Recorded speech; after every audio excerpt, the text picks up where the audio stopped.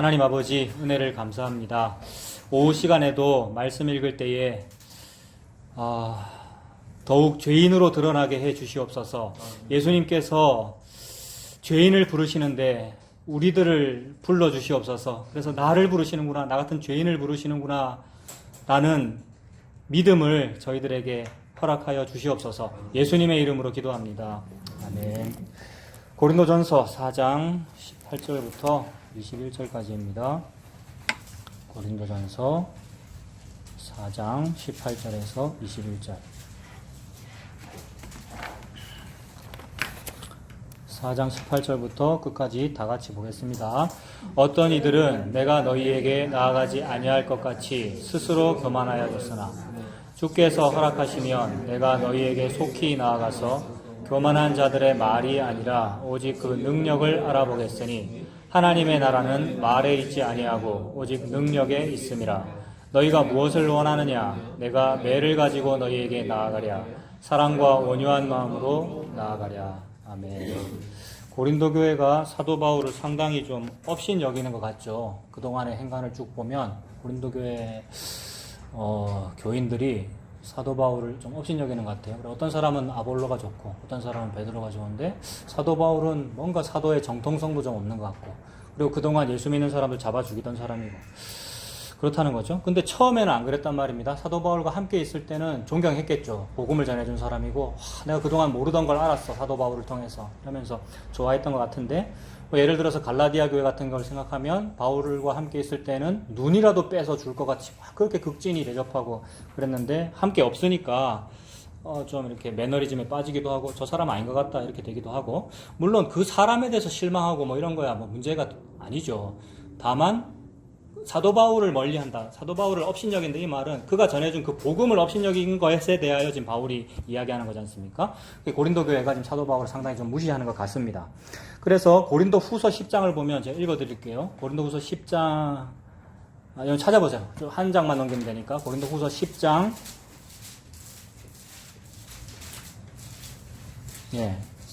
10장 1절에 보면 너희를 대면하면 유순하고 떠나 있으면 너희에 대하여 담대한 나, 누굽니까? 바울이네요. 그러니까 바울이 지금 자기소개를 이렇게 하네요. 너희를 대면하면 유순하고 떠나 있으면 너희에 대하여 담대한 나 바울은, 이러면서 얘기를 합니다. 고린도 후서 10장 1절입니다. 사도 바울이 지금 자기를 이렇게 말하는 것은 고린도 교회의 교인들이 지금 사도 바울을 보고 뭐라 그러냐면, 바울이라는 인간은 우리를 대면하면은 유순하고 떠나 있으면 담대하게 말하는 그런 부류의 사람이야 라고 평소에 얘기했단 말입니다. 그러니까 사도 바울이 고린도 교회를 대면하고 만나서는 말도 똑바로 못하고 야단도 못 치면서 멀리 떨어져 있을 때는 편지로 야단치고 뭐 그렇게 하는 소심한 사람이야 사도 바울은, 이렇게 하더라는 거죠. 그것에 대하여 사도 바울이 지금 그 말을 인용하고 있는 거죠. 내가 누구냐 하면 니들 말 맞다나 너희를 대면하면 나는 유순하고 떠나 있으면 너희에 대해서는 내가 담대하게 얘기한다고 너희들이 평가하는 나 바울은, 그러니까 지금 무시받고 있는 거잖아요. 교인들한테, 고린도 교인들한테 자기가 무시받는다 그래서 일부러 지금 은유적으로 이렇게 말하면서, 그런 나 바울은 이제 그리스도의 온유와 관용으로 친히 너희를 권하고, 또한 우리를 육신에 따라 행하는 자로 여기는 자들에 대하여 어쩌고 저쩌고 이렇게 얘기합니다. 그러니까 육신에 따라 행한다고 여기는 자들이 있다는 거죠. 육신에 따라 행하는 게 뭐예요? 멀리 있을 때는 막 용감하게 뭐라고 질책해놓고는 가까이 가서는 육신 때문에, 가까이 있는 육신 때문에, 나도 육신이고 고린도 교인도 육신이고, 그래서 말도 제대로 못하고 이렇게 타협하고 소심한 거, 요게 육신에 따라 행하는 거지 않습니까? 그러니까 육신에 따라 행하는 자로 여기는 자들에 대하여 내가 담대히 대하는 것과 같이 너희와 함께 있을 때에 나로 하여금 이 담대한 태도로 대하지 않게 하기를 구하노라. 나 지금 화났어 이 말이죠. 화나가지고 내가 지금 이 담대한 채로, 화가 난 채로 누구한테 가서 내가 확 야단을 칠까? 야단치게 되지 않기를 나는 지금 바란다. 상당히 지금 화가 났고 고린도 교회 성도들은 사도 바울을 업신여기고 있고 그런 상황입니다. 몇 장 더 뒤로 넘기면 고린도 후서 13장 2절도 내가 이미 말하였거니와 지금 떠나 있으나 두 번째 대면하였을 때와 같이 전에 죄 지은 자들과 그 남은 모든 사람에게 내가 미리 말하는데 내가 다시 가면 뭐라고요? 용서하지 아니하리라. 이거 좀 무서운 거죠. 편지 쓰고 있는데 이것들이 지금 내가 가면 뭐 아무 말도 못할 거라고, 내 다시 가면 내가 용서하지 아니하리라. 이런 마음이잖아요, 사도 바울이. 그러니까 분위기가 지금 심상치 않은 것이죠. 다시 고린도 전서로 가보셔요. 오늘 본문에. 4장 18절이지 않습니까? 보면 오늘 보면요. 고린도 전서 4장 18절. 어떤 이들은 내가 너희에게 나아가지 아니할 것 같이 스스로 교만해졌다 이렇게 표현하셨습니까? 사도 바울이 온다 내가 가서 뭐 다시 한번 혼내줄 거다라고 말은 몇 번 하지만 안 올 거야. 혹 온다고 해도 뭐 우리 앞에 와서는 말 잘 못하는 사람이잖아 라고 생각하는 거죠. 그래서 뭐 바울은 안 올 것이고 혹시 온다 해도 뭐 별거 아니야 라고 여깁니다. 왜냐하면 우리 고린도 교인은 즉 내가 지금 예수님도 좀 알고 내가 복음을 믿어 그런 나는 바울이 전해준 그거 없이도 나는 스스로 할 수 있어 라고 여기는 거죠. 물론 사도 바울이든지 뭐 아볼로든지 디모데든지 어떤 인간 목사 없이 스스로 해야 됩니다. 근데 여기 지금 이 표현은 바울 없이도라는 이 표현은 복음 없이도 자기가 복음의 왕이 되어가지고 뭔가를 한다고 여기는 거죠. 이런 것이 교만이잖아요. 복음 없이도라는 말은 예수님 없이도 나는 예수님을 믿어요 라는 말이거든요. 예수님 없이도 나는 예수님을 믿어요. 내가 신앙이 있어요 라고 하는 이것이 교만이고 그게 왕된 것입니다. 그래서 18절이 그거잖아요. 18절에 니들이 그렇게 말하는데 그것은 스스로 교만해진 거다. 스스로라는 말이 의미가 있죠. 그리고는 19절 보면 주께서 허락하시면 내가 너희에게 속히 나아가서 교만한 자들의 말이 아니라 오직 그 능력을 알아보겠다라고 합니다. 교만한 자들이 지금 스스로 교만해서 나는 이 정도 알아요. 내가 좀 할 수 있어요 라고 하고 있는데 그래 그 말을 내가 알아보는 게 아니고 진짜인지 그 능력을 내가 알아볼 거다라고 하는 것이니까 좀 나쁘게 말하면 협박은 아니고 경고, 그죠? 경고고 야단치는 겁니다. 그래서 19절에 이제 속히 방문할 거라고 했습니다. 가서 혼내주겠다고 얘기하는 것이고요. 저는 이거 읽으니까 막 기대가 돼요. 혼내줄 건 같다. 사도 바울 한번 가야지, 그래. 가갖고 막 이렇게, 뒤집고, 집사님 표현식으로 하면 신나도 한번 뿌리고. 그것도 하고 싶잖아요. 내가 목사라서 그런가? 나는 하고 싶다는 생각이 막 드는데, 그래요. 그래, 가서 혼내주겠다. 기대가 돼요. 그래서 이제 앞으로 사도 바울이 고린도 교회 가가지고 확 뒤집고 호되게 막 야단치고 뭐 그렇게 여러분 했습니까? 저 했는지 안 했는지 잘 모르겠어요, 저는. 혹시 읽은 부분 어디 있습니까, 성경에? 했는지 안 했는지 잘 모르겠고 별로 표현을 안 해요. 그 말은 중요하지 않다는 것 같아요. 일단 그것까지 느껴져요. 안 한 것 같다. 뭐 했는지 안 했는지 잘 모르겠다. 저는 이제 바울이 했을까? 과연 바울이 이겼을까? 그래, 바울이 확 이기고 성도들은 눈물 흘리면서 무릎 꿇고 내가 잘못했어요. 이렇게 되었을까? 저는 그것이 관심인데, 별 표현이 없습니다. 사도행전 20장 한번 보십시오. 우리 사도행전 볼 때 1차, 2차, 3차 전도여행 봤습니다만, 사도행전 20장에 보면 이제 3차 전도여행 때 고린도를 다시 가죠, 이 고린도 교회를. 그러면 내가 기대하던 대로 고린도에 들러서 편지에 쓴 대로 야단을 확 쳤다라는 이런 표현이 나온다든지, 그죠?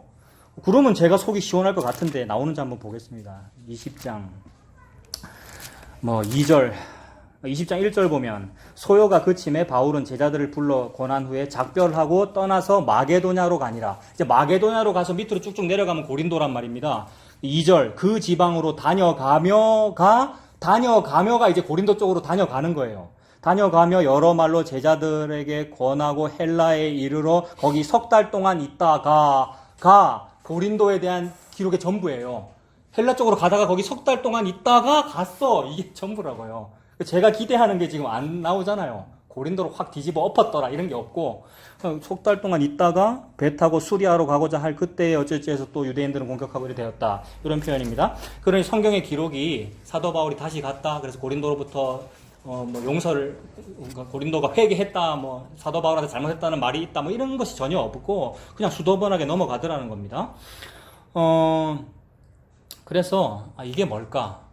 저는 제가 기대하는 거는 뭐냐 하면, 말씀드린 대로 사도 바울이 크게 한번 승리하고, 고린도 교인들은 눈물을 흘리면서 무릎 꿇고, 이런 거를 기대했는데 그런 일이 없더라는 겁니다. 성경의 기록 목적이 그게 아닙니까? 그렇겠네요. 그거를 찾아봅시다.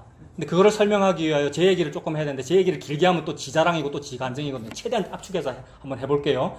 제가 어느 교회에 있었는데 어느 교회에서 10여 년 개혁주의 했단 말입니다. 개혁주의 하다가 마지막 한 4, 5년은 그래도 복음 전한 것 같아요. 근데 그 복음을 가만 돌아보면 그것도 지의고 자복으로 막 했단 말입니다. 그래서 복음을 막 설명하려고 얘들아, 주로 청년들을 대상으로 했으니까 뭐 얘들아 박남수 시인의 종소리라는 시가 있는데 저는 이 시를 잊지를 못하거든요. 왜냐하면 수학능력평가 그 이제 모의고사에 이 시가 나왔었거든요. 다음 시를 읽고 이 시의 제목을 쓰시오. 근데 제가 시 틀렸단 말이에요. 그 문제가. 시 정답은 종소리였어요. 시 내용이 나는 떠난다 청동의 표면에서 일제히 날아가는 진폭의 새가 되어 여기까지 읽고 시의 제목을 쓰시오. 이게 문제였어요. 정답이 종소리였는데 나는 떠난다라고 썼거든요. 틀렸단 말입니다. 근데 너무 감동을 받아가지고 틀렸기 때문에 이 암기도 되었고 너무 감동을 받아가지고 그게 종소리구나. 종소리. 개혁주의의 길은 종소리와 같은 것이구나. 근데 복음하니까 그렇구나. 복음이야말로 종소리의 길이구나. 내가 소리를 내는 것이 아니고 청동의 표면에서 나는 떠날 뿐이다. 청동을 누가 쳐줘야 떠나요. 그러니까 종 치는 사람이 예수님입니다. 댕 쳐주니까 광야에 외치는 자의 소리가 되어 세례요한이 소리를 내는 거거든요. 그러니까 우리가 하는 게 아니라는 거죠. 이런 게 복음으로 느껴져서 너무 좋더라고요. 근데 저는 이게 자뻑이었거든요. 그래서 멋있게 청년들한테 종소리 멋있지 않느냐라고 하면서 우리가 그런 거야 라고 하면서 쭉 설명을 했어요. 그래서 복음이란 일제히 날아가는 진폭의 새가 되어 너희들에게 복음이 다 가고 있다. 세례요한의 목소리로 지금 가고 있다. 니들 받아들였니? 아멘 하고 그래 우리 복음 아는 거지 라고 했단 말입니다. 그러고 나서 이제 어느 날 뭐 나가게 되었고 4월 5월 달에 뭐 쫓겨났고 그러고 나서 7월 달쯤에 요 종소리라는 요런 시와 그 복음에 굉장히 감동을 받은 어떤 청년이 그 청년이 민수입니다. 기생아들이 카톡을 제가 날짜 다시 보려고 어제 찾아봤어요. 그 옛날 카톡을. 4월 달쯤에 쫓겨났고 7월 달에 민수가 카톡을 보냈더라고요. 그 내용이 차 목사님 당신의 종소리는 실패했습니다. 이러더라고요. 그 문장이 그 당시는 굉장히 막 카톡 덮었다가 다시 열어봤다. 이게 무슨 말이고 이랬는데 그러니까 차 목사님이 민수는 저를 좋아해서 이제 하는 말이에요. 그렇게 애타게 외쳤는데 이게 실패했다는 거죠. 그래서 차 목사님 언제 한번 안 옵니까? 이런 거예요. 내가 빨리 다시 가가지고 무슨 말이냐면 4월달에 나갔는데 나가자마자 그 청년들끼리 이제 목사는 공석이고 청년들끼리 이 부분 다 삭제해야 되겠다. 청년들끼리 외부 강사를 해서 청빙해가지고 이제 수련회를 했는데 전혀 알미니아를 부른 거죠. 근데 자기들의 어떤 인맥 때문에 부른 거예요. 근데 그분이 와가지고 여러분들의 지금 모습을 보니까 차 목사의 교리 교육의 폐해가 지금 나타난 거라고. 잘못 가르친 거다. 뭐 이런 얘기를 했다라는 거죠. 근데 청년들의 대부분이 그걸 수긍하더라는 거죠. 그래서 민수가 붕괴해가지고 그 청년이 붕괴해가지고 똥과 된장을 구분을 못한다면서 차 목사님이 빨리 와서 이거 구분시켜줘야 된다는 거예요. 근데 저는 막 굉장히 부담이 되는 거예요. 내가 나름 난 잘했다고 생각했고 복음 잘 전했다고 생각했고 그 다음에 그때 떠날 때도 제가 무슨 설교를 하고 떠났느냐 하면 사도 바울의 에베소 고별 설교를 하고 떠났거든요. 이것도 사도 바울이 에베소 장로들과 헤어질 때 뭐라 그랬냐면 내가 지금 가는데 사나운 이리가 너희 속에 들어올 것이고 너희들 안에도 그런 사람이 나타나게 될 것이라서 내가 여러분들에게 종소리라는 얘기도 했고 복음도 전했지만 사실 이거를 믿지 못하고 난 여러분들에게 맡기지 못합니다. 나는 주와 그의 말씀에게 여러분들을 맡기고 갑니다라고 설교하고 갔거든요. 복음 잘 전했죠? 동시에 자복이고요. 제가 그 말씀 인용하면서 멋있게 얘기를 한 거란 말입니다. 근데 아니나 다를까 그들이 사나운 이리가 들어왔고 그들 안에서 다른 복음이 막 나타나가지고 차 목사는 아니야. 차 목사는 아니야라는 말에 영향받으면 안 되죠, 사실은. 복음은 아니야라고 말하고 있는데 대하여 내가 실망도 되고 카톡을 다시 봤다가 덮었다가 우리 집사람이 몇 번 봤어요. 밤에 내가 잠을 못 이루고 애들 사진 봤다가 이게 이제 미련을 남아서 그러는 거잖아요. 그러니까 이제 민수가 다시 한번 안 옵니까? 와갖고 한번 뒤집어 달라는 얘기지 않습니까? 민수는 완전 소수가 돼가지고 거기서 자기도 리더 중에 한 명이었는데 이거 똥과 된장 구분 못하는 겁니다. 여러분 왜 이래요? 라고 자기는 하고 있는데 네가 너무 날이 섰어. 네가 너무 애가 딱딱해. 라는 소리를 들으니까 차 목사님이 다시 한번 와서 특강을 해주든지 한번 뒤집어 달라는 거잖아요. 굉장히 부담이 되더라고요. 저는 내가 한번 진짜 가야 되나? 가가지고 내가 한번 확 뒤집으면 애들이 무릎을 한번 꿇으려나? 이런 여러 가지 기대. 그 기대가 지금 떠올랐어요. 이걸 읽을 때. 맞아. 내가 3년 전에 그랬지. 사도 바울도 지금 거의 그런 상황이고 나는 기대가 되는 거예요. 바울 한번 가세요. 고린도 확 가갖고 한번 확 뒤집으시고 내 종소리가 실패했어? 이런 말 한번 하시고 싶은데 읽어보니 없더라는 거예요. 뭘 했다는 말도 없고 사도 바울이 한번 이겼다는 말도 없고 가만 보면 사도 바울은 결국 졌습니다. 목 잘려 죽었어요. 결국 고린도로부터 목 잘린 건 아니잖아요가 아니라 결국 인류에게 결국 죽는 거잖아요. 하나님께서 죽이시는 거잖아요. 그게 십자가의 길이고 그렇더라는 거죠. 그래서 이제 여러 고민이 있다가 몇 번 카톡을 주고받았고, 그러다가 그 청년이 다른 복음이라고 지적했던 그 다른 복음으로, 그러니까 복음 알다가 다른 복음으로 갔던 어떤 청년이 내한테 찾아와서 또 무릎을 꿇더라고요. 그 교회에 찾아와가지고, 뭐 울면서 무릎을 꿇으면서 하던데, 저는 그게 이제 진심으로 안 느껴지더라고요. 안 느껴지고, 돌아가서 또 딴 거 했대요. 내 앞에서 무릎 꿇고 잘못했어요 해놓고 가가지고 또 딴 거 했대요. 지금도 이제 관계가 껄끄럽고 뭐 인수하고도 좀 그런 관계인 것 같더라고요. 누구 얘기하는지. 저희 그거 말고요. 하여튼 있습니다. 하여튼 청년들 간에 막 이렇게 또 갈등이 막 생기는 거예요. 그러니까 너무 이상해요. 복음이라는 것은 갈등을 없애고 평화를 주는 것이 아니라 갈등을 조장합니다. 너무 친했던 사람과 막 이상하게 꼬이고 이상하게 와서 눈물 찔찔 흘리면서 무릎 꿇었다가 돌아가서 딴 얘기하고 이런 게 복음의 세계예요, 여러분. 내가 어찌할 수가 없고 요게 복음이고 그래서 하나님 예수님께서 검을 주러 오셨고요. 뭐 잘 지내는 게 아니고 가족끼리 서로 싸우고 이상한 분란이 일어나더라는 겁니다. 근데 그게 이해가 안 되고 받아들이기 싫은 거죠. 내가 한마디 하면 확 받아들이고 종소리라 그러면 다 아멘하고 요거를 나는 원하는데 아니더라는 거죠. 그래서 그런 무릎 꿇는 일도 있었고 그러고 나서 한번 만났어요. 내가 이제 거기는 공석이니까 내가 여전히 그들의 어떤 청년부 목사인 양 카톡 보내가지고 차경민 목사가 보고 싶은 사람은 모여라 이랬단 말입니다. 상당히 많이 모였더라고요. 그 자리가 봄 카페였습니다. 우리 원래 이제 개척했던 그 카페. 거기에 모여가지고 대화를 하는데 저는 기대를 하고 갔죠. 굉장히 기대하고 가가지고 얘기 좀 하면 통할 거야. 그래도 이 아이들이 복음을 들었는데 기대하고 딱 갔는데 그 자리가 냉기류가 흐르고 대화가 안 되는 거죠. 대화가 안 되니까 나는 답답하고 대화 잘 안 되고 답답하면 저는 막 꼬이거든요. 제 설교 스타일 여러분 아실 거예요. 막 꼬이니까 지 말이 지가 씹히고 답답 미치겠고 말은 안 통하고 그런 상황이 되더라는 거죠. 불과 몇 개월 만에. 그전에는 우리끼리 뭐라 그랬냐면은 짧게 한다 그랬는데 엄청 길어지네. 부곡동에 그들에게는 부곡동에 이 사람이 거주한다는 사실만으로 너희들은 좋고 나는 너희들이 부곡동에 같이 산다는 것만으로 우리는 좋아. 이런 걸 보고 성도의 교통이라 그래. 제가 이랬단 말입니다. 이런 걸 보고 교회라 그래. 이랬단 말입니다. 이거 우리도 마찬가지예요. 우리도 그러고 있는데 우리가 다 분란 일으키고 그래요. 사나운 이가 밖에서 들어오고 요 안에 사나운 이가 있고 그래요. 이게 복음의 세계예요. 근데 그걸 모르는 거예요. 제가 복음 안다고 하면서. 그리고 안 받아들이는 거예요. 어째 그게 복음일 수가 있습니까? 이거예요. 이게 지금 십자가를 반대하고 있는 거예요, 제가.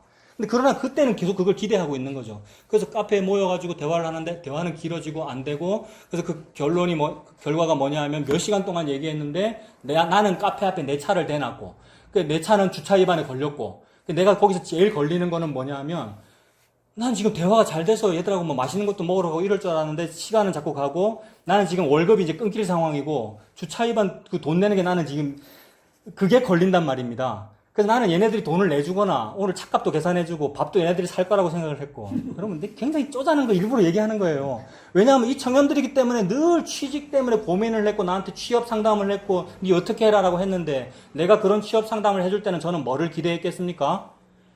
얘네들 취업해서 첫 월급 타면 나한테 한턱 쏠 거라는 거 그거 기대했단 말이에요. 너무 내가 밑바닥을 다 드러냅니까? 그런 거 하고 있단 말이에요. 복음이 아니고. 근데 그런 게 전혀 없더라는 거죠. 그러니까 그런 걸로도 나를 도와주지 아니하며 복음도 안 받아들이더라는 게 드러나더라는 거예요. 그래서 그걸 가만히 생각하니까 바울도 그런 거구나. 뭐가 없구나 지금. 다시 만나가지고 이루어지는. 그래서 그날 밥도 내가 계산하고 벌금도 내가 냈습니다. 주차 위반. 지금도 저는 그게 걸려요. 걔네들이 복음을 반대했다가 걸리는 게 아니고 그날 내가 돈 냈다. 이게 지금도 걸려 있다고요. 예? 쪼잔하죠. 그러니까 그런 거라는 거죠. 안 도와주더라. 즉 옛날에는 사도 바울에게 내 안구라도 이식 수술 시켜줄게요 했던 사람들이 아니더라는 겁니다. 그게 복음의 세계인가? 그 생각이 드는 거죠. 그래서 그러면 이게 뭐냔 말이에요. 그럼 사도 바울이 참 불쌍했네요. 또는 아이고 참 목사가 참 고생했네요. 요 얘기가 아니고요. 우리들은 그렇게 얘기해요. 나는 내 돈 든 게 지금 기분이 나쁘고 내가 손해본 것 때문에 지금 이러고 있는 거예요.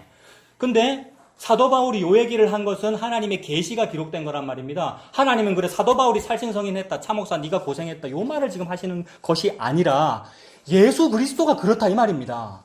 예수님 가까이 계실 때 우리가 그렇게 좋아했고 죽는 데까지 내가 따라갈게요라고 했고 안구 이식 수술 해드릴게요 이랬는데 아니더라는 거예요. 떠나니까 안 보인다고 또는 십자가 앞에서 내가 배신하고 예수님이 그 일을 당한 것이구나 라는 얘기입니다.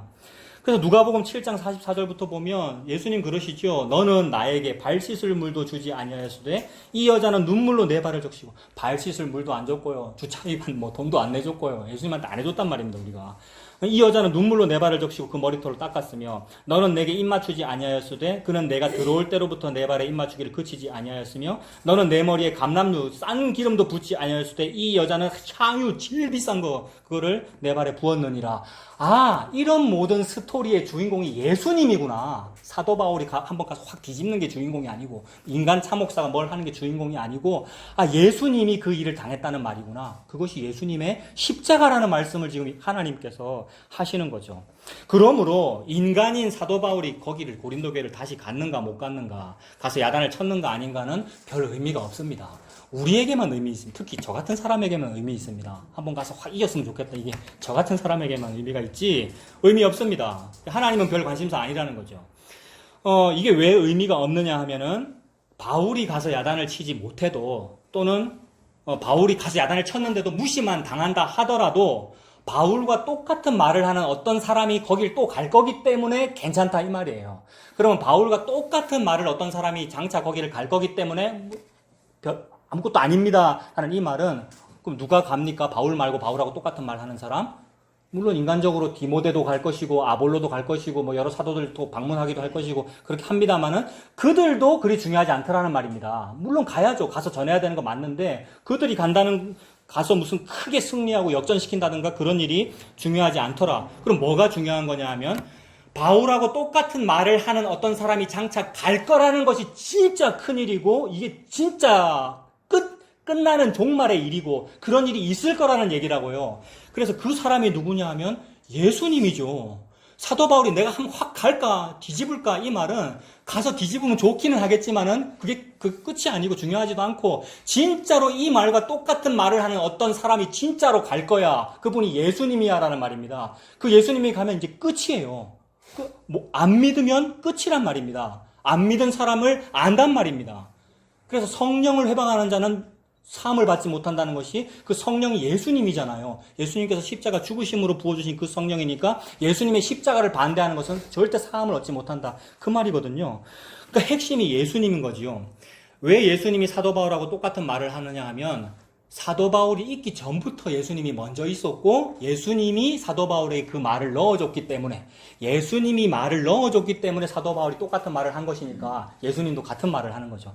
사도 바울이 못 갔더라도 혹시 또는 가서 무시를 받았더라도 결코 하지 못할 어떤 예수님이라고 하는 말이 거기를 갈 거란 말이에요. 이게 무서운 거란 말입니다. 그 말씀이 성도에게 내가 몽둥이를 들고 갈까 아니면 온유한 마음으로 갈까라고 그랬어요. 오늘 물론 사도 바울은 자기를 보고 내가 몽둥이 들고 갈까 아니면 온유하게 갈까 이랬는데 그게 예수님을 말하는 거잖아요. 이거 못 받아들이면 이거는 심판이죠. 끝이죠. 예수님이 최종 결론이니까요. 그래서 지금 이 말씀은 인간 사도 바울 무슨 인간 목사가 가서 어떻게 평정했는가라는 얘기가 아니라 예수님께서 이미 다 평정하셨는데도 성도가 못 받아들이더라는 얘기고 그리고 장차 예수님께서 재림 때에 마지막으로 끝장내실 거라는 그 이야기이지요. 그래서 결국 마지막에 그 예수님이 오셔서 교만한 자들의 능력이 어떠한지를 알아볼 겁니다. 오늘 사도 바울이 요거 알아본다 그랬잖아요. 내가 너희들에게 가서 니들 지금 교만하게 말을 하는데 그 말이 아니라 그 교만한 자들의 능력을 내가 알아볼 거라 그랬는데 사도 바울이 이걸 알아보는 것도 중요하겠지만 그것보다 더 큰 것이 예수님이 나타나셔서 교만한 자들의 능력이 어떠한지를 알아볼 거라는 말이죠. 왜냐하면 예수님의 나라가 하나님의 나라고 하나님의 나라는 말에 있지 아니하고 능력에 있기 때문에 니들 지금 말만 하고 있는데 진짜 능력인지 아닌지 내가 한번 볼 거야 라고 갈 거라는 말이죠. 그래서 복음이 들리면 이것을 알아듣고 나에게는 그 능력이 없군요 라는 것 때문에 떨어야 되는 것이고요. 그래서 그 능력이 없군요 때문에 예수님을 믿게 되는 것이죠. 그것이 회개이고. 근데 결론에 나오겠습니다만 그게 능력입니다. 예수님 회개하고 예수를 믿게 된 거 그게 능력이라고요. 그래서 교만한 자들의 능력을 이제 알아보겠다 그랬는데 오늘 본 19절과 20절에 교만한 자들의 능력이라는 말이 나오잖아요. 교만한 사람들이 가진 능력이라는 것이 무엇입니까? 이 세상에서 보면 능력 있다, 출세했다라고 하는 그것들이 다 교만한 자들이 가진 능력이죠. 대표적으로 돈이고요, 뭐 권력이고, 힘센 거, 이런 것들이 교만한 자들의 능력이죠. 돈 있는 게 능력이긴 합니다. 이 세상에서. 그렇잖아요. 돈 있으면 뭐든지 할 수 있잖아요. 그래서 그것이 이제 그림자로 주어진 것이죠. 왜 그림자로 주어진 것인가? 우리가 들고 다니는 돈은 뭐 동전이거나 지폐지 않습니까? 지폐는 여러분 사실 화폐 가치가 없죠. 지폐라고 하는 것은 종이 쪼가리니까. 종이 쪼가리에다가 한국은행 총재가 도장 찍으니까 그게 막 돈이 됐잖아요. 원래는 돈이 아니라는 얘기죠. 그죠? 돈도 아닌 종이에 우리가 그리 열광하는 거잖아요. 근데 그렇게 돈이 가치가 있는 이유는 원래 진짜 돈은 금이라고 하는 게 돈인데, 골드. 금이 돈인데, 은행이 금을 얼만큼 보관을 해놓고, 금은 들고 다니기도 무겁고, 통용할 때 불편하니까, 금은 은행에 보관해놓고, 대신 우리 은행이 요만큼의 금을 가지고 있습니다라는 것을 종이에다가 기록을 해서 도장 찍어서 당신은 종이만 들고 다니세요. 라고 한 게 돈이지 않습니까? 그러므로, 절대적인 돈은 금이고, 상대적인 돈은 지폐, 화폐들인 거죠. 그러니까 우리가 들고 다니는 돈은 뭐예요? 상대 화폐라는 거잖아요. 상대 화폐는 우리가 늘 가치 있다고 말하지만 사실은 그 가치가 훅 바람 불면 사라지는 겁니다. 인플레이션이 일어나면 상대적으로 변해버리는 거예요. 그러니까 어떤 때는 너무 귀했다가 어떤 때는 종이 쪼가리가 되는 그것이 약소금이고 그게 화폐고 막 그러잖아요. 그거를 보여주는 건데 그렇게 훅 불면 날아갈 것 같은 것을 지갑에 두둑히 들고 열심히 가지려고 하는 것이 교만한 자들의 능력이라는 거죠. 그런 종이 쪼가리 많이 들고 있으면 능력이 좋다 그러는 것이 이 세상에서의 교만한 능력이더라는 겁니다. 근데 하나님은 이 얘기를 통해서 뭘 보여주는 거냐면 이 세상에 경제학에도 있는 상대화폐와 절대화폐의 차이에서도 말하듯이 우리가 보는 이 땅에 썩어질 것은 그림자로서의 상대적인 화폐이고 진짜가 있어라는 말씀을 하시는 거죠. 그러므로 금이 진짜고 지폐가 상대적인 것처럼 이 땅에 보이는 것들이 상대적인 것들이고 진짜는 예수님이다라는 말씀을 하나님께서 하시는 거죠. 그래서 예수님이 금입니다. 예수님이 원본이고 예수님이 너무나도 귀한 돈이다. 예수님이 너무나도 귀한 능력이고 권력이고 음식이고 의식주다. 양식이다. 라는 것을 보여주기 위하여 이 땅에 양식들을 펼치신 거죠. 돈도 있고 의식주도 있고 음식도 있고 여러분. 그래서 예수님이 이 땅에 오셔서 이 땅에 보이는 걸로 보여주는 거죠. 배가 고프지? 자, 오병이어 먹어. 라고 했는데. 오병이어는 이 땅의 그림자를 보여주신 것이고, 그러고 나서 결론적으로 내가 하늘에서 내려온 떡이다라고 하셨으니까 원본을 보여준 거란 말입니다. 금덩이를 보여준 거죠. 근데 금덩이인 절대화폐에는 관심이 없고, 왜 관심이 없느냐 하면, 갖고 싶은 거는 수천만 데나리온인데, 금덩이라고 주는 것은 한 데나리온을 주니까 싫다는 거죠, 우리가. 원본을 주니까 싫다는 겁니다. 그러고 있는 게 교만이더라. 교만한 자들의 능력이더라는 겁니다. 그래서 이 땅에서는 그런 상대적인 화폐 많이 가지면 그게 능력 있는 거예요. 그래서 내 돈이면 뭐든지 할 수 있다. 이렇게 되죠. 이걸 말을 바꾸면 내 힘이면 뭐든지 할 수 있다가 됩니다. 내 정도의 힘 가지고 있으면 내가 뭐든지 할 수 있어가 되고 그 힘이라는 말을 가지고 모든 걸 다 해요. 그 힘이라는 말을 가지고 어떤 사람은 경제력이고 어떤 사람은 무슨 자기 출세하는 능력이 이럴 텐데 어떤 사람은 또 신앙심이란 말이에요. 내 힘이면 뭐든지 할 수 있다. 이것이 내 정도 신앙이면 이 정도 할 수 있어라는 이렇게 되더라는 거죠. 그러니까 종교가 그러니까 가장 큰 교만인 것 같아요. 가장 큰 교만이에요. 종교가 내 종교심, 내 신심, 나의 신앙심으로 나 이만큼 할 수 있어라고 믿는 거. 그래서 구원도 그렇게 받을 수 있다는 거죠. 이게 결국 바벨탑이 되잖아요. 그러면 이게 고린도 교회의 상태와 같더라는 겁니다. 나 정도 신앙이면 나는 누구의 도움 없이도 스스로 그것을 해낼 능력이 있어. 요게 고린도 교인들이 스스로 교만하여졌다. 그래서 바로 앞 페이지 8절에 보면 4장 8절에 보면 우리 없이도 왕이 되었도다 이랬습니다. 사도 바울이. 우리 없이도라는 말은 사도 바울 일행을 말하는데 그 사람들을 말하는 것이 아니라 복음을 말하는 거잖아요. 복음과 말씀 없이도 너희들은 왕이 됐네? 복음과 말씀 없이도 니들끼리 스스로 할 수 있다고 말하네? 그게 지금 내 돈 이 정도면 난 할 수 있어라는 것과 같은 겁니다. 하나님께서 보실 때는. 그걸 보고 교만이라 그러죠. 근데 진짜로 할 수 있을 것 같아요, 여러분. 우리가 다 해봤고요. 저도 해봤고요. 산을 움직일 것 같았단 말입니다. 이 믿음이면, 이 신앙이면 안 그랬어요, 여러분. 우리가 다 그 확신이 있었잖아요. 지금은 없으니까 매우 우리가 모범적이지 않아요. 옛날에는 모범적인 신앙인이었는데. 네. 근데 그때는 할 수 있을 것 같았다라는 그게 말입니다. 말만 있어요. 근데 내실이 없고 능력이 없어요. 왜냐하면 상대 화폐니까. 상대 화폐를 들고 우리가 하고 있는 일이었으니까 하나님이 바람 한번 훅 불면 없어지는 거란 말입니다. 디플레이션 일어나가지고. 근데 그걸 가지고 할 수 있다고 말하고 있으니 그건 너 말뿐이다. 그래서 내가 말이 아니라 능력을 알아보겠다는 겁니다. 예수님께서. 그래서 20절에 보면 하나님의 나라는 말에 있지 아니하고 오직 능력에 있음이라 라고 했습니다. 사도 바울이 똑같이 기록한 디모데 후서에 보면 경건의 모양은 있으나 경건의 능력은 부인하니 이 같은 자들에게서 돌아서라 했지 않습니까?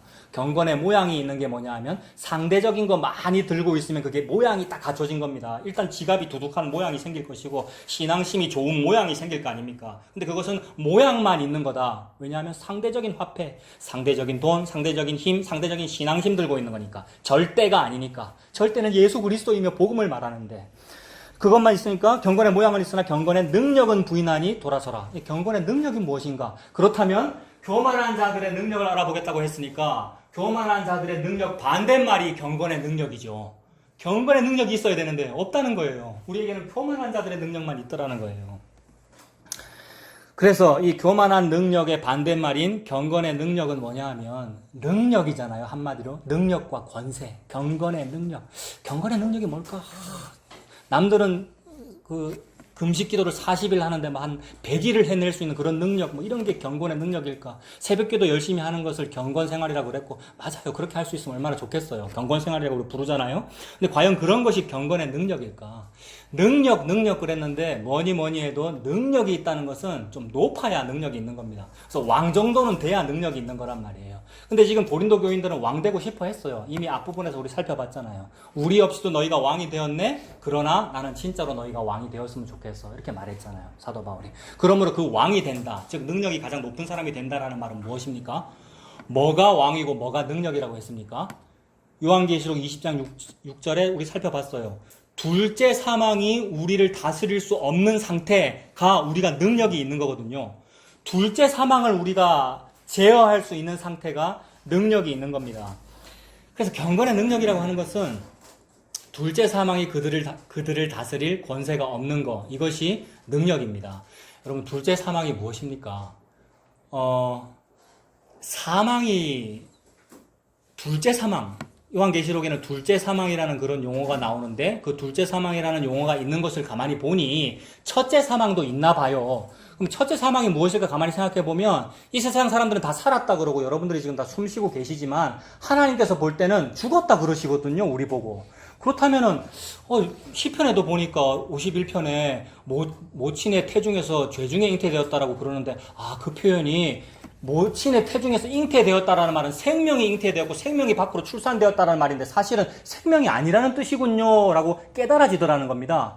게다가 하나님께서 여러 말씀에 보면은 하나님은 숫자를 세지 않는다 그러시고 인생을 의지하지 말아라 그들의 호흡은 코에 있나니 수의 칠 가치가 어디 있느냐라고 말씀하시는 걸 보니 우리가 존재가 아니구나라는 게 깨달아지더라는 말입니다. 그러면 이걸 딱 연결해 보면 어떻게 돼요? 이 땅에 살아있는 것이 죽은 존재구나. 엄마 뱃속에서 죽은 채로 있었고 태어난 것이 죽은 거구나. 우리가 말로는 태어났다라고 말하면 그게 죽은 거구나 라는 것이 깨달아지더라는 겁니다. 그렇다면 그것이 첫째 사망입니다. 우리가 죽어있는 상태죠. 근데 그 죽어있는 상태에게 생명께서 찾아오신 거거든요.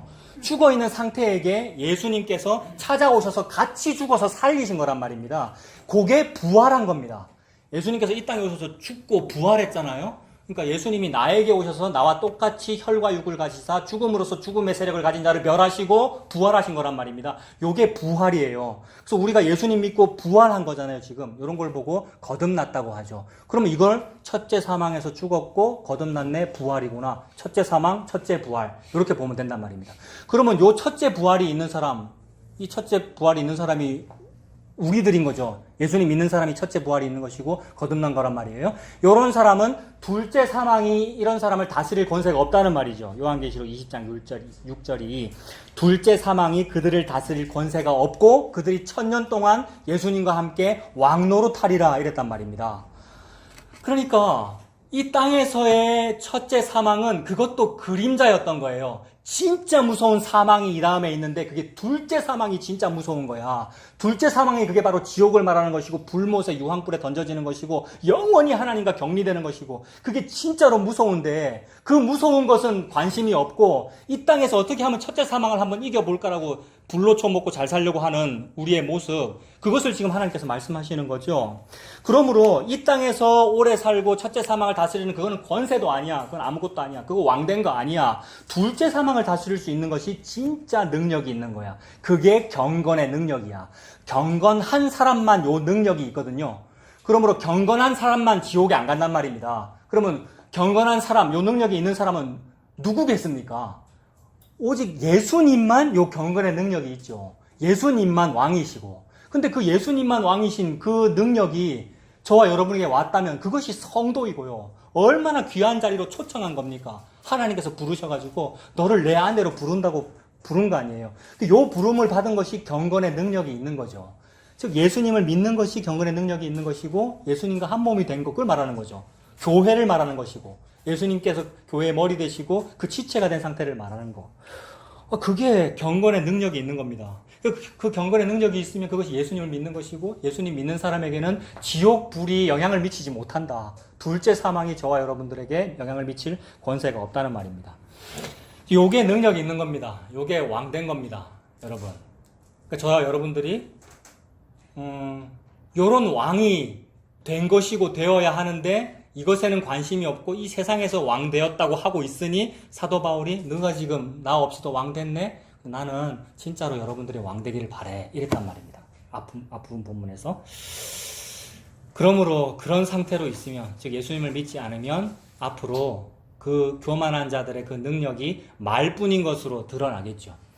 그러니까 교만한 자들의 능력은 돈이었고 또는 자기가 가진 확신, 신앙이었고 나는 복음의 도움 없이도 스스로 그걸 해낼 능력이 있어요가 이들의 능력이었는데, 그렇다면 요거 반대에 있는 경건의 능력을 한번 볼게요. 요 제목 반대에 있는 능력입니다. 뭐냐 하면 아까 요 능력은 나는 스스로 할 수 있어요 였으니까 요거 반대에 있는 건 뭐겠습니까? 저는 스스로 할 수 없어요 겠지요. 그렇다면 경건의 능력은 막 수학적으로 도식적으로 대입해도 경건의 능력이라고 하는 것은 저는 못하겠어요가 경건의 능력입니다. 저는 참 약해서 스스로 혼자서 못하겠어요를 보고 경건의 능력이라 그런다고요. 근데 이 땅에서 누가 이런 걸 보고 능력이라 그러겠습니까? 소심하다 그러고 자립심도 없다 그러고 뭡니까? 긍정의 힘이 없다 그러고 이 땅에서는 그러지요. 저는 스스로 못해요, 혼자서는 못해요 라고 하는 약해 빠진 그런 사람들이 있더라는 겁니다. 누가 있을까 생각해 보니까 오전에 잠깐 얘기했는데 사사기의 바락 장군 같은 사람 생각해 보면 바락 장군 이름이 바락인데 제가 상상해 보면 우락부락 할 것 같아요. 장군이니까 우락부락하고 이름도 바락이란 말입니다. 바락을 하고 싸우지 않았겠어요, 적군이 쳐들어올 때? 근데 이 사람이 적군이 쳐들어왔을 때에 저는 못합니다, 저 못 싸웁니다 이렇게 하죠. 그 당시는 드보라라고 하는 여자 사사가 다스릴 때인데, 여자 사사가 다스릴 때 장군 된 사람이 여자 사사보다 더 자기가 용감하게 내가 국방부 장관이니까 한번 승리하겠습니다 이래도 모자랄 때 저는 못하겠습니다 라고 하는 것이 얼마나 약한 모습입니까? 근데 그가 드보라 당신이 같이 가주지 않으면 저는 못합니다 이렇게 표현한단 말입니다. 근데 사사란 것은 무엇인가 가만 생각해보면 여러 사사가 있습니다만은 백성들이 배부르고 등 따시니까 부르짖게 되고 부르짖음을 하나님께서 들으셔서 구원자이자 보호자를 보내주시고 구원자이자 보호자 보내주면 또 해방되었다 좋다 배부르고 등 따시니까 또 배반하고 배반해서 또 우니까 또 구원자 보내주시고 이런 사이클이 도는 거잖아요. 이 사이클을 400년 동안 악순환을 돌리시면서 너희 인류의 현 주소가 그래. 근데 내가 그 사이클을 끝낼 거야. 그래서 이 모든 일의 마지막에는 아들을 통하여 말씀하셨으니 라고 해서 아들을 사사로 보낸 거란 말이에요. 그러므로 사사는 예수님을 보여주는 겁니다. 근데 어느 날 여자가 사사로 등장해 버렸어요. 그럼 사람들이 뭐라 그러겠어요? 야, 남자 사사는 내가 그래도 좀 존경했는데 여자 저게 뭐 사사라고 할 수 있는데, 하나님은 길가의 돌들로도 무슨 일을 하시는 걸 보여주시는 거죠. 즉 사람들이 사마리아인이라 그러고 미쳤다 그러고 귀신 들렸다라고 말하는 돌처럼 여겨지는 약한 존재, 여자보다도 약하다고 보이는 어떤 존재를 통해서 십자가로 일을 하겠다는 거거든요. 요게 복음의 역설이라는 거죠. 복음은 내가 한번 확 가가지고 한번 내가 뒤집어라는 것이 아니고 역설적인 게 복음이더라는 겁니다. 그래서 드보라 사사는 예수님을 보여주는 거죠. 여자니까, 약하니까. 예수님은 약한 모습이더라는 거죠. 3년 동안 이사야가 벗은 몸과 벗은 발로 다니는 것처럼.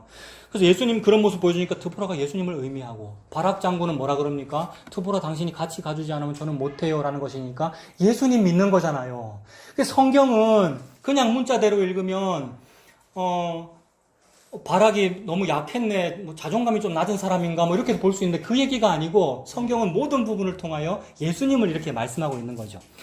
그래서 바락 장군도 굉장히 소심했고요. 또 사사기에 보면 또 소심한 사람 나옵니다. 적군이 쳐들어오니까 밀 타작을 해야 되는데 어디서 합니까? 그 포도즙 틀에서 숨어서 몰래 타작하는, 굉장히 소심하죠. 근데 이 소심한 사람을 보고 강한 용사여라고 부르면서 한단 말입니다. 말이 안 되잖아요, 이거는. 근데 하나님은 그게 강한 거래요. 그게 능력이라는 거예요. 능력이라고 하나님 말씀하셔요. 소심하고 약한 모습을 자꾸 부각시키시면서 능력이라고 그러시네요. 그러면 이게 지금 우리의 느낌인데, 바락과 기드온이 하나님께서 예수님 얘기하려고 그렇게 사용하셨을 거야 라고 느낌인데, 느낌만으로 말고 말씀에서 근거를 찾으면, 신약인 히브리서 기자가 바락이나 기드온 같은 사람 이름을 얘기하더라는 거죠. 히브리 11장 32절에, 히브리 11장은 믿음장 아니에요?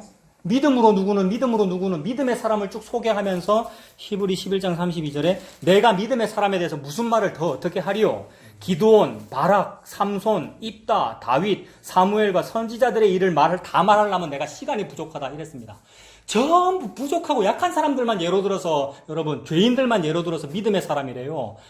자기 부인 애굽 왕한테 팔아먹고 소심하게 행동하는 아브라함, 이런 사람 보고 믿음의 사람이라 그러고, 나쁜 일 하는 사람 보고 믿음의 사람이라 그러고, 바락 같은 사람, 기드온 같은 사람을 보고 믿음의 사람이라고 소개하면서 내가 시간이 없어 더 말 못한다 이랬잖아요. 히브리서 11장에서 무슨 말을 더 하리요 이랬단 말입니다. 지금 예수님이 내가 한번 간다, 능력이 뭔지 내가 한번 판단하러 간다 그랬는데 뭐가 능력이라는 거를 지금 하나님께서 말씀하고 계십니다. 이 땅에서는 상대적인 능력, 쟤보다 더 강한 거, 이걸 강하다 그러는데 하나님의 나라에서는 약한 걸 보고 강하다고 지금 말씀하시는 거죠. 약하디 약한 거, 가장 약한 거, 그건 뭐냐 하면 십자가입니다. 예수님의 십자가. 그게 가장 약한 거잖아요. 근데 그 가장 약한 것을 보고 가장 강하다라고 말씀하시는 거죠. 그래서 바락 장군 같은 사람, 십자가에 의지하는 사람, 예수님에게 의지하는 사람, 그게 강한 거야. 이렇게 말씀하시는 거죠. 그러므로 무엇이 진짜 능력입니까? 약한 것이 바로 능력입니다. 약한 것은 내가 죄인임을 아는 것. 즉 저는 자신이 없어요. 저는 확신이 없어요. 저는 스스로 못해요. 고린도 교인들은 스스로 잘한다 그랬는데 저는 스스로 못해요. 이게 자기가 죄인임을 아는 겁니다. 그걸 다른 말로는 십자가라고 하고, 하나님은 그것을 보고 능력이라고 하십니다. 그래서 이 십자가의 능력, 약한 그 능력이 세상에서는 약하다 그러는데 그게 얼마나 강한 거냐 하면 너무너무 강한 나머지 둘째 사망이 이걸 못 이기더라는 얘기입니다. 그게 계시록 20장 6절입니다. 둘째 사망이 그들을 다스릴 권세가 없다. 이런 사람을 보고 세상이 감당치 못한다 그랬습니다. 믿음의 사람을 보고. 그게 약한 사람들 말하는 거잖아요. 십자가의 사람, 예수님을 믿는 사람을 의미합니다. 그래서 고린도후서 12장 10절에 보면 읽어드릴게요. 그러므로 내가 그리스도를 위하여 약한 것들과 능욕과 궁핍과 박해와 권고를 기뻐하노니 이는 내가 약한 그때에 강함이라 이랬습니다. 사도 바울이 내가 한번 강해가지고 내 고린도 가서 강하게 한번 이겨볼까? 관심 없는 거죠. 지금 말을 이렇게 합니다마는 관심 없는 것이고, 예수님 믿기를 바란다는 말이고, 그리고 예수님께서 갈 때에 교만한 자들의 능력을 알아본 그때는 그건 너무 늦은 것이고 너무 무서운 얘기라는 거죠. 그 전에 회개해라. 예수님 믿기를 바란다 하는 그 말씀이죠. 그래서 이제 결론으로 말씀드리겠습니다. 오늘 본문의 21절, 제일 마지막 절 보면 사도 바울이 경고하는 거죠. 4장 21절에 너희가 뭘 원하느냐? 내가 매를 가지고 너희에게 나아가랴? 사랑과 온유한 마음으로 나아가랴? 이랬습니다. 경고하는 거죠. 이거 상당히 무섭게 말하는 거잖아요. 나 몽둥이 들고 가서 한번 뒤집을까? 아니면 내가 온유한 마음으로 가서 칭찬해 줄까? 준비하라는 얘기고, 예수님 믿으라는 얘기인데, 경고인데, 근데 이게 사도 바울의 이야기에서 그치지 않는다 그랬지 않습니까? 예수님께서 이렇게 하실 거잖아요. 예수님께서 차목사에게, 아이고 평생 복음 전한 차목사, 옛날에 개혁주의 했고 지금 복음 전한다는 차목사에게, 목사야 내가 너한테 매를 가지고 나아가랴? 온유한 마음으로 나아가랴? 여러분들에게는, 여러분들 옛날부터 신앙생활 하셨고 복음도 알고 교회 다니시는데 예수님이 여러분들 보고 매를 가지고 나아가랴? 온유한 마음으로 나아가랴? 라고 할 때에 여러분들 자신이 있으셔요? 예수님께서 딱 와서 심판할 때에, 예수님의 그 심판 앞에서 여러분들 자신이 있습니까? 방금 한 분이 아마 자신 없다고 대답하시는 것 같은데 맞습니까? 예, 저는 이제 어떤 분이 믿습니다 이렇게 할까봐 조금 걱정했거든요. 나 자신 있습니다 이럴까봐. 그래서 제가 여기다 뭐라고 썼냐면은 자신 있습니까? 근데 대답은 하지 마십시오 이렇게 저는 썼거든요. 대답할까봐. 저는 확신합니다. 나 복음 안 믿을까봐. 여러분 대답하지 마십시오. 일단 저만 대답해 볼게요. 목사인 저는 자신이 없습니다, 여러분. 그날 과연 어떻게 드러날까? 산자와 죽은 자를 심판하신다는데, 복음 전한다고 내가 지금 이러고 있는데 자신 없다는 말을 지금 제가 지금 하고 있다고요. 덜덜 떨려요, 지금도. 사실 매번 설교할 때마다 떨리고요. 설교를 한다는 것이 너무나 큰 부담이고요. 자신이 없어요. 근데 자신이 없어서 예수님을 믿습니다.